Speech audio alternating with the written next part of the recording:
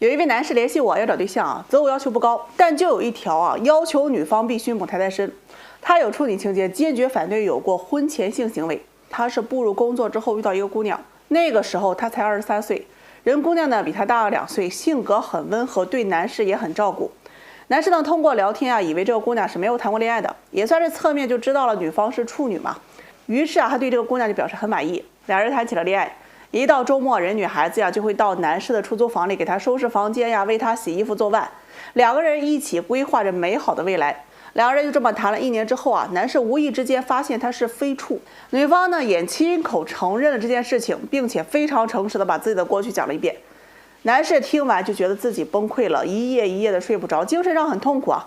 他很爱这个姑娘，但是一想起她是非处，又忍不住对她发脾气，不定期的恶语去重伤她，再也不像从前那般温柔爱护，更加抵触呀跟女方去拥抱。想起女方跟其他男人那些事情，他就觉得很恶心。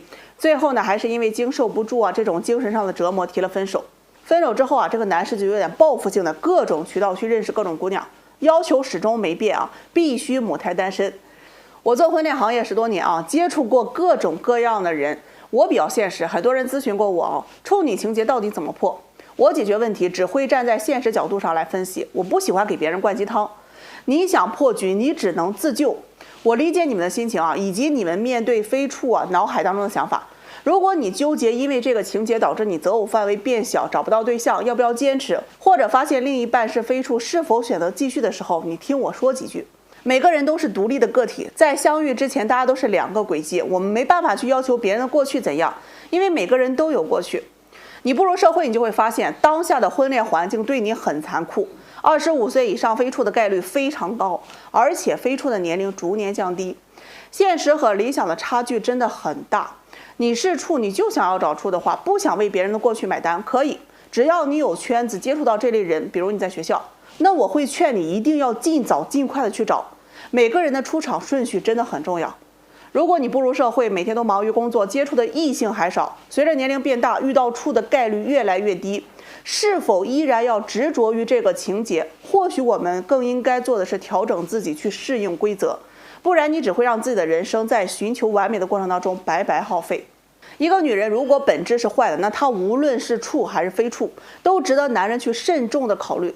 你与其每天精神内耗备受折磨，不如想想你选处或者非处的目的是什么？是婚姻啊。那婚姻到底需要的是什么？我告诉你们，一个人的品质和3观，是2个人可以一起面对无法预知的未来。婚姻当中，他温柔善良，情绪稳定，善解人意，对你来说是莫大的福气。我接手过很多的案例啊，处男处女结婚的很多，也有很多最后离婚的，多半是因为性格不合、3观不合、情绪不稳以及不够包容。所以啊，你是要找人结婚啊，品质很重要。倘若你就是不甘心，就是想找处，那你直接分手，别委屈了自己，也委屈了别人，互相尊重嘛。如果你在相处的过程当中觉得他的品质还可以，你对他也有感情，那就学会自我救赎。你有多大的把握和他在分手之后能够遇到比他还好的人？试着看开一些你曾经坚持的想法，婚姻一辈子到底什么才是最重要？谁都想一生一世一双人，都想找一个唯一，但现实和理想真的有很大的差距。往后5、60年，你到底是坚持去选择忠贞的，还是一个真心对你好的人？是坚持非处不娶，还是适应规则？决定权呀，在你。宝，再会。哎呀，我的妈呀，出来透透气啊，差点没让一对母女给我气岔劈。人家姑娘气场挺强，来找对象啊，上来就要把最优秀的男士资料给他拿出来筛选一下。我这一看哈，真是要上香许愿了呀。问他自身什么情况，他介绍自己啊，92年有车有房，硕士学历啊，头几年做金融这个行业啊，赚了几百万，后来就不停的开店啊，确实是有能力，一年啊也能赚到300万以上。父母家庭条件比较普通啊，长期退休。这有个姐姐和弟弟都在他的企业里面上班。他全程自我介绍，强调最多的就是有钱，他有本事。哎呀，他妈妈也在旁边啊，强调有钱有钱，咱就是有钱。那买车买房不带吹的，好几套。我一听，哎呀，条件这么好呢，那要求高不高啊？女方妈妈说，要求不高啊，起码要持平。我问这持平是怎么个持平法？这时候女方就说了呀，我1年保底100万，男方不能低于这个数字，这是我的底线。其次呀，这男方要合眼缘，情商高一些，婚后还得把工资交给女方管理，另外自己不生孩子要代孕。我这一听啊，光看脸看年龄这一步，这100万的优质男人就不想认识你了，你这还要求还这么多。我说我介绍不了啊，这庙太小装不了大佛嘛，出门右转找别的庙。他问我为什么，我说啊，你这一年赚这么多钱，你给男人得花多少钱？他说男人养家，为什么我要花钱？我问他房子这么多套，能不能给男人一套啊？他说不能。问他平常生活能不能哄男人？他说应该男人哄，凭什么我哄？你看看，自己赚钱自己花，铁公鸡一毛不拔，生个孩子都不用男人自己参与的，婚后工资还得上交，情绪价值啥都没有，找你干鸡毛啊？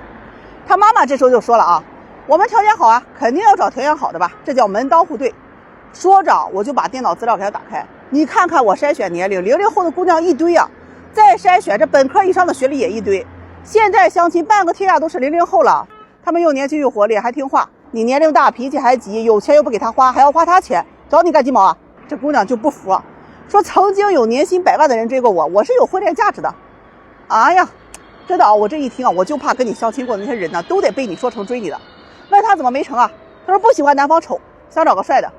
有些人啊，会凭运气得到一些想要的东西，但最后真的会凭本事失去的。一个人的婚恋价值不是取决于你自身的条件，而是取决于适配你的人有多少啊。在婚恋市场，这男人多数会先看女人性价值，也就是你的年龄、外貌、身材等等。只要我喜欢你，我就不会对你的经济要求提出过高。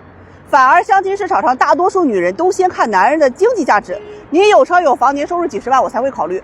为什么剩女越来越多，还自称优质？他们总是去拿自己的经济价值要跟男人比。哎，我一年100万，男人就不能低啊？低了那就配不上我。大姐啊，人家一年都100万的优质男人进相亲市场都是被抢的，他们会更加看重女人的性价值。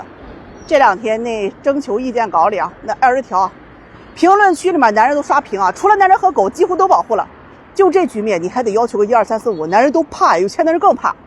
你想嫁优质男，不是看你自己自认为多优质，而是要看你能不能满足对方的择偶要求，那才叫优质啊！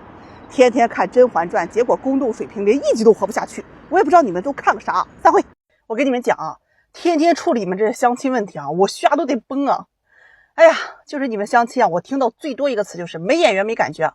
今儿呢，我就告诉你们啊，眼缘到底是个啥。昨天我给一对男女交对象，哎呀，这2人见面没超过15分钟啊，速战速决，以失败告终，那速度快的也闪着我腰啊。男是95年的，是个退役军人啊，在事业单位工作，年薪7、8万，父母都是普通家庭，都退了休，刚交了首付买了一套房子。这男士啊，半年前就来找对象了，他就属于那种啊，长相3、4分，眼睛比较小。这有女孩子跟他相亲过之后啊，就给我评价说，跟他见面总感觉老是被偷看，就是有种这个贼眉鼠眼的感觉。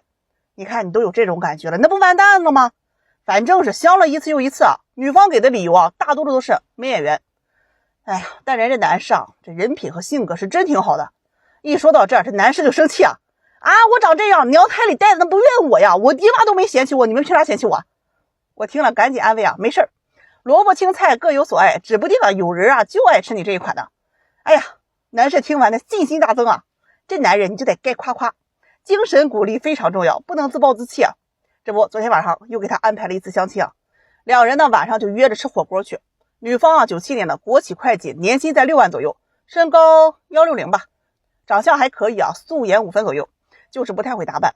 20岁的感觉啊，就像那30、40岁打扮一样，而且有点龅牙。这姑娘也是挺有意思的啊，她来找对象，要找个身高175以上，本地有车有房，年收入10万以上，哎，在事业单位上班，而且要帅的男人。你那看偶像剧看多了，都这样式儿的。当时呢，就给他介绍了一圈啊，那长得帅的还在事业单位的，人男方都要找刘亦菲那样的，你说气不死个人啊？都把他给拒绝了。他也是被现实是一次次给打趴下了，没法，降低要求不看脸了。有车有房，事业单位工作的，父母有个退休的，就可以认识看看。人家男生符合啊，我就给他们俩换了资料。这2人看完啊就同意了，昨晚约着吃饭去了。哎，7点左右见的面呀，没有15分钟啊，女方拎包就走了，给我打电话。我这一看咋没吃饭啊？他说老师啊，不合适，那男的不是我喜欢的类型，没眼缘，饭呢就不吃了，给他省点钱吧。我听完啊还挺生气啊，男方人这条件挺好的，你可以多了解看看呀。你这么个找法，那4大天王都得没戏，我这许愿池得黄啊。女方呢态度也算可以，就跟我讲自己实在不喜欢，这连个生理欲望都没有，亲个嘴都也亲不下去，咋过？没法，拉倒就拉倒吧。我就给这男士打电话啊，这男方啊也大倒苦水。我这刚见面呀，菜单刚拿过来，我招呼服务员去倒水去了，人服务员还没来呢，他就跟我讲，不好意思啊，你不是我喜欢的类型，饭就不吃了，给你省钱吧。说完就走了，给男士和服务员给整懵了呀。人服务员八成在想，头回见散伙这么快的。这男士气的就跟我说呀，我还没看上他嘞，长得也不是我的菜。哎呀，人男士寒心呀。我建议他呀，我说你去做个发型啊，衣品改改，戴个眼镜，做个配饰，先把第一印象过去。